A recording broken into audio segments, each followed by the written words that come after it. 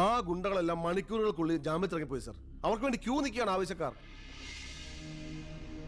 ഈ നാട്ടിലെ ഇടത്തരക്കാരും പാവങ്ങളും ഒക്കെ ഗുണ്ടകളെ കൊണ്ട് പൊറുതിമുട്ടിയിരിക്കുകയാണ് സാർ.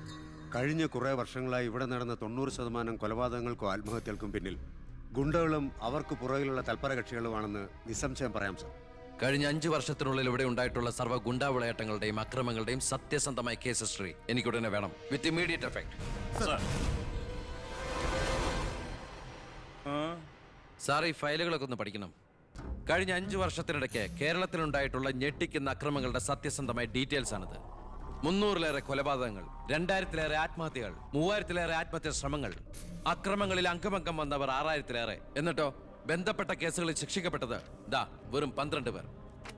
വ്യക്തമായ തെളിവുകളോ സാക്ഷിമൊഴികളോ ഇല്ലാതെ രക്ഷപ്പെട്ടവർ 650-ലേറെ.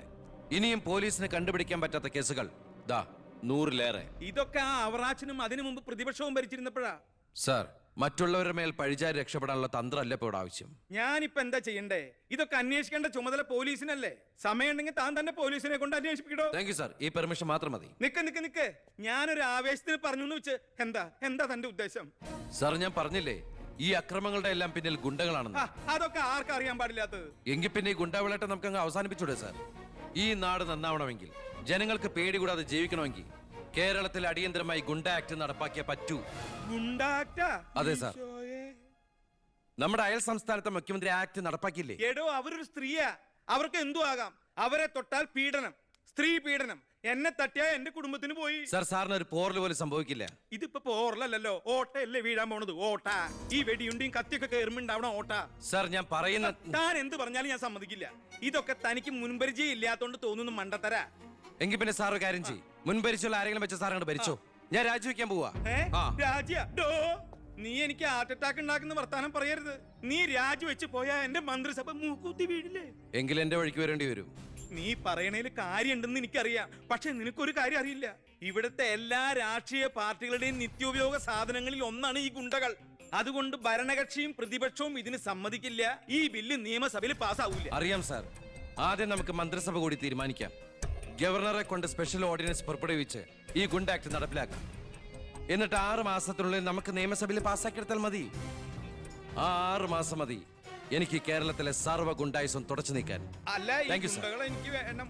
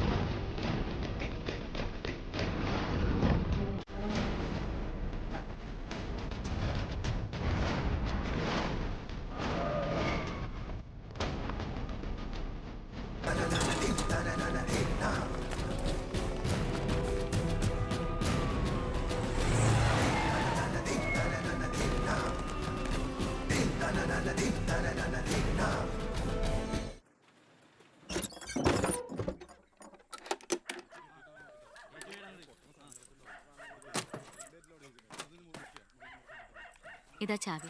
എന്നാ ഞങ്ങൾ ഇറങ്ങട്ടെ. ഓ ആയിക്കോട്ടെ. ഈ നാട്ടിലേക്ക് വരുമ്പോ മനസ്സ് നിറയെ സന്തോഷായിരുന്നു. ഇപ്പൊ ഇവിടുന്ന് പോകുമ്പോ എന്റെ നെഞ്ചു നീറുക. എന്റെ മോൾക്ക് വന്ന മഹാഭാഗ്യം ഞാനായിട്ട് തട്ടിത്തെറിപ്പിച്ചല്ലോ എന്നോർക്കുമ്പോ ഇന്നിപ്പോ മഹാറാണിയെ പോലെ കഴിയേണ്ട നീ 100 വട്ടം ശപിച്ചിട്ടുണ്ടാവില്ലേ ഈ അമ്മേ? ഇല്ല അമ്മേ, അർഹിക്കാത്തത് ആഗ്രഹിക്കരുതെന്ന് കുഞ്ഞുനാളോട്ട് എന്റെ അമ്മയല്ലേ എന്നെ പഠിപ്പിച്ചത്. അമ്മ കേറ്.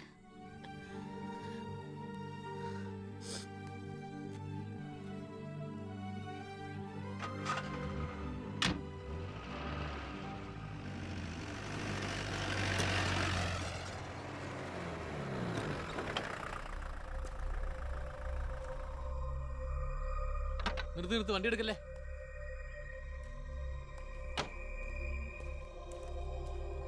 എന്താ പെട്ടെന്ന് ഇങ്ങനെ ഒരു തീരുമാനം? സ്കൂളിൽ ടെമ്പററി പോസ്റ്റ് ആയിരുന്നല്ലോ, അത് കഴിഞ്ഞു. ഇനിയിപ്പോ ആരാള്ള ഇവിടെ? ഞങ്ങൾ പോവാൻ നാട്ടിലേക്ക്. ഞാൻ ആ പഴയ പോസ്റ്റ് പെർമനന്റ് ആക്കി തന്നാലോ? വേണ്ട, എനിക്ക് പേടി എവിടെ ജീവിക്കാൻ. അവിടെ ചെന്ന് 10 കുട്ടികൾക്ക് ട്യൂഷൻ എടുത്തിട്ടാണെങ്കിലും ഞങ്ങൾ ജീവിച്ചോളാം. ഞാൻ അതല്ല ഉദ്ദേശിച്ചേ. അന്ന് ദേവികമ്മ ചോദിച്ച ചോദ്യങ്ങൾക്കൊന്നും എനിക്ക് മറുപടി പറയാൻ കഴിഞ്ഞില്ല. കാരണം പറയത്തക്ക പണിയൊന്നും ഉണ്ടായിരുന്നില്ലല്ലോ. ഇപ്പം എനിക്ക് ചെറിയൊരു ജോലിയുണ്ട്, ഇവിടുത്തെ ഹോം മിനിസ്റ്ററാ. സ്ഥിരം ജോലിയൊന്നല്ലെങ്കിലും 2 വർഷം തികച്ച MLA പെൻഷൻ കിട്ടും. പിന്നെ ഒരു ജോലി തനിക്കും കൂടി ഉണ്ടെങ്കിൽ ഒരു കുടുംബം സുഖമായിട്ട് കഴിഞ്ഞു പോക്കോളും. എന്തൊന്നും മിണ്ടാത്ത രണ്ടുപേരും? മന്ത്രിയായെന്ന് കരുതി എൻ്റെ ഇഷ്ടങ്ങൾക്ക് മാറ്റമൊന്നും സംഭവിച്ചിട്ടില്ല കേട്ടോ. അമ്മേ, ഒരിക്കൽ കൂടി ഞാൻ ചോദിക്കുക, എനിക്ക് കല്യാണം കഴിച്ച് തന്നൂടെ ഇവളെ?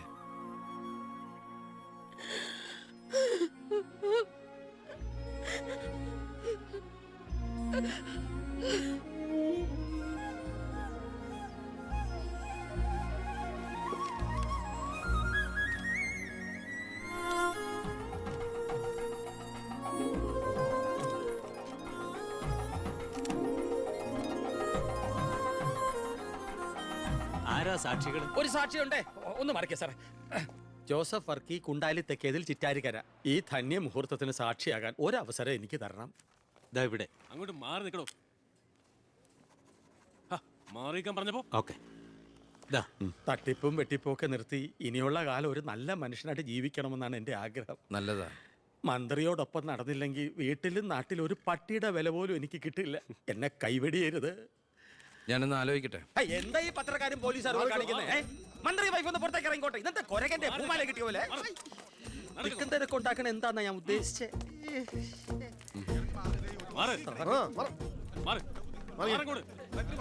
വഴി കൊടുക്ക്. ഈ പാവപ്പെട്ട പെൺകുട്ടിയെ വിവാഹം കഴിച്ചത് പഴയ ബാല്യക്കാരുടെ മകളോട് ബാല്യകാലത്തിൽ തോന്നിയ കടുത്ത പ്രേമം കൊണ്ട് തന്നെയാണോ?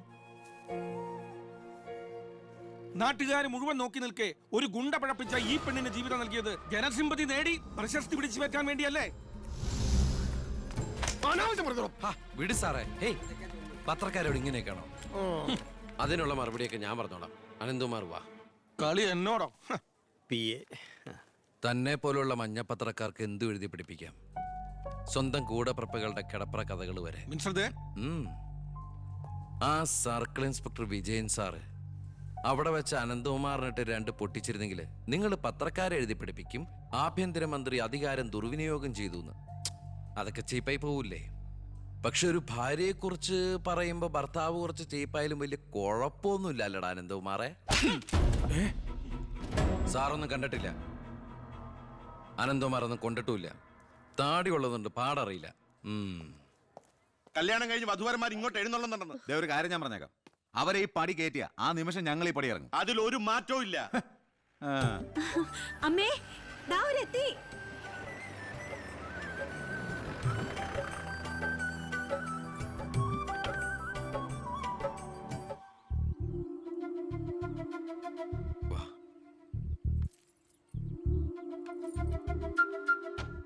IAS IPS കയറി വന്ന ഈ വീട്ടിലേക്ക് ഇവിടുത്തെ വാലിക്കാരിയുടെ മോളെ കെട്ടിക്കൊണ്ട് കയറി വരാൻ നാണമില്ലേടാ നിനക്ക്? ഈ കെട്ടിലമ്മേ മന്ത്രിമന്ദിരത്തിലേക്ക് കെട്ടി എഴുന്നള്ളിക്കാൻ വരുന്നില്ലേ? അതെ, അത് തന്നെയാണ് ഉദ്ദേശം. ആഭ്യന്തരമന്ത്രിയുടെ ഭാര്യ മന്ത്രിമന്ദിരത്തിൽ തന്നെയാ താമസിക്കേണ്ടത്. അല്ലാതെ അച്ചുവീട്ടിൽ അട്ടിപ്പേറ് കിടക്കുന്ന ഭർത്താക്കന്മാരുള്ള സ്ഥലത്ത് ഞങ്ങൾ താമസിക്കുമെന്ന് കരുതിയോ? ഇപ്പൊ ഞങ്ങളിവിടെ വന്നത് എന്നെ സ്നേഹിക്കുന്ന എന്റെ അമ്മയുടെ അനുഗ്രഹം വാങ്ങിക്കാനാ. വാ മോളെ, വലതുകാല് വെച്ച് ഐശ്വര്യമായിട്ട് കയറി വാ. ആ പടി ഔട്ടി പോരുത്.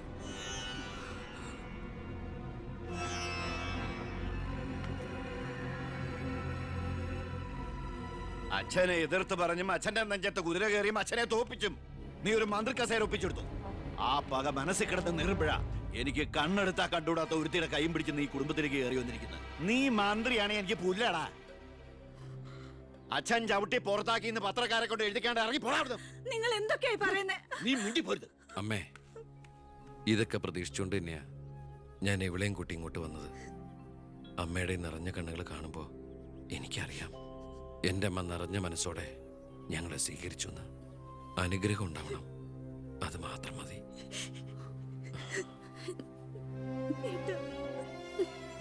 വാ.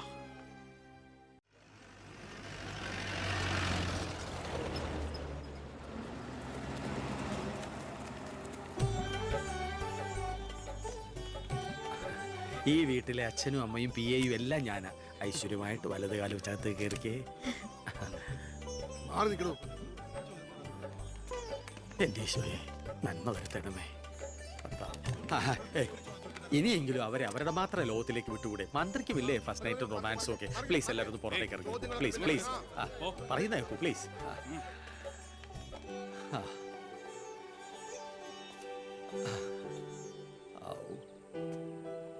ജോസഫേട്ടാ, മന്ത്രി എങ്ങോട്ടാ ഹണിമൂണിന് പോകുന്നത്? ഹണിമൂൺ